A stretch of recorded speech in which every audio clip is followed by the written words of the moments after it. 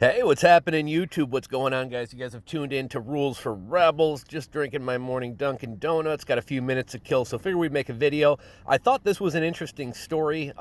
Soccer superstar Cristiano Ronaldo snubbed Coca-Cola at a recent press conference, and their market value sank $4 billion. I think that kind of shows that, kind of shows the power of influencers. Now, obviously, he's on an entirely different level of influencers than, your average YouTuber, but it definitely goes to show the power of influencers, and, I think it's kind of an interesting business and investing article as well. Coke has actually been catching a lot of flack lately. I don't know if you guys remember their, Coke went woke. They caught a lot of flack for their recent diversity training where they told employees to be less white, less certain. Like who brings in their upper management and tells them to be less certain? Don't you want your managers to be more certain about their decision making and things like that? But that's kind of completely separate from this story. Let's take a look. This one comes to us from CBS News. Soccer superstar Cristiano Ronaldo snubbed Coca-Cola, then their market value sank $4 billion. Kind of the story, there was a press conference. They had two bottles of Coca-Cola in front of him, and he kind of looked at the bottles of Coca-Cola, moved them to the side out of the camera frame, grabbed a bottle of water, and, said agua, drink water. For those of you guys who aren't familiar with him, he's a huge, health freak. I think he takes 5 naps a day. He has 5 meals a day, and definitely not someone who's going to be drinking, brown poison corn syrup water.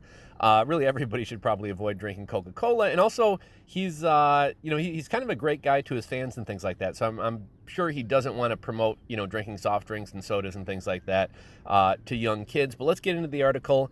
During a Euro press conference on Monday, soccer superstar Cristiano Ronaldo irritably moved 2 bottles of Coca-Cola, one of the official sponsors of the event, and then picked up a bottle of water. Agua, he exclaimed in Portuguese, setting the bottle down in the center of his desk. And we'll take a look at this clip in a second. I saw some discussions on LinkedIn and some other platforms where people were saying, oh, well, is he also going to refuse to play in soccer stadiums sponsored by Coca-Cola? I think it's much different playing in a stadium that's named after Coca-Cola or that has Coca-Cola, banners or advertisements up than being in a press conference and having somebody prop 2 drinks in front of your face.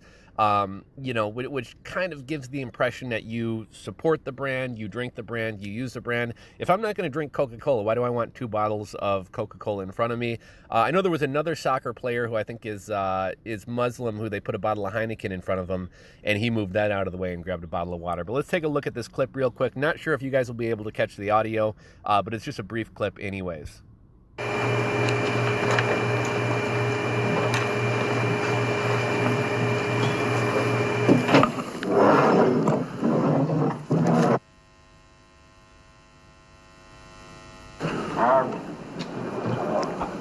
Okay. He says agua. By the end of the press conference for the European Championship, Coca-Cola's shares had dropped 1.6% to $55.22 from $56.17. That lapped $4 billion off the beverage behemoth market value, with shares sinking another 0.6% on Tuesday to $55.08. Coca-Cola's decline was in sharp contrast to the rest of the S&P 500, which rose 0.4% on Monday. Overall, the stock index has risen 13% this year, while Coca-Cola shares are up just 0.5%. And here you can kind of see what this press conference did to Coca-Cola's stock.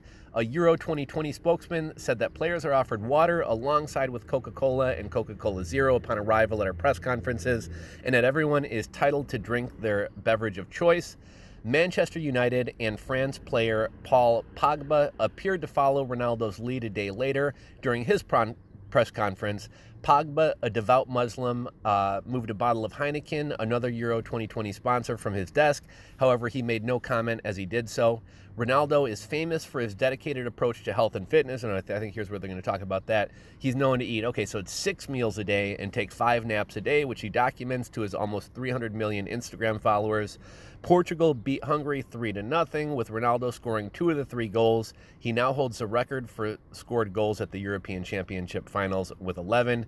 Coca-Cola did not immediately respond to a request for comment. I just thought this was interesting. I think it shows the power of influencers. And also, let me know what your guys' thoughts are. Like when it comes to dividend stocks and things like that, if you guys are, if some of your portfolio is in kind of more secure, long-time dividend stocks like Coca-Cola and others, are you still kind of confident in these stocks? Obviously, people are moving away from soft drinks. Coca-Cola also owns a number of water companies and other brands as well. So I think they're realizing that a lot of people are moving away from sugary beverages. Right now, kind of my dividend plays are more the tobacco stocks, Philip Morris, Altria, some of the others. They pay great dividends, even though smoking is dropping in the U.S. Around the rest of the world, you actually have more people smoking. Smoking is coming to more countries. Not sure if that's necessarily a good thing. But when it comes to my portfolio and investing, I'm not somebody who shies away from sin stocks. I kind of go where the money is. And another reason I kind of like a lot of the tobacco stocks is I think it's kind of a play into the marijuana industry, and it's almost assured that marijuana is going to be federally legal, if not within the next year, within the next couple years. And I was actually going to do a video. Kind of another interesting trend we're seeing is that a lot of like larger Fortune 500 companies, multinational companies, are starting to get rid of their marijuana testing policies. I think in part to kind of the social stigma of marijuana going away, but I think in larger part because of the worker shortages right now, right? We're hearing about how factories, the truck driving industry, the restaurant industry, the retail industry, everybody's struggling to find employees right now. And, there's a decent percentage of the population, especially younger people, who enjoy marijuana, or at the very least don't want their company kind of dictating what they do outside of work. And by dropping drug testing policies, or at least marijuana testing policies, you're going to attract more people to apply for your jobs and work for your company. Amazon, most notably, is one of the largest companies doing this right now. And I think GM is considering doing this, and I think Ford is also considering doing this as well. So maybe we'll do another video on that in the next couple days here, but figured I'd share this one with you guys. If you guys enjoyed the video, give it a thumbs up. If you're not subscribed to the channel, click that subscribe button below. Thanks for watching, guys, and we'll catch you on the next video.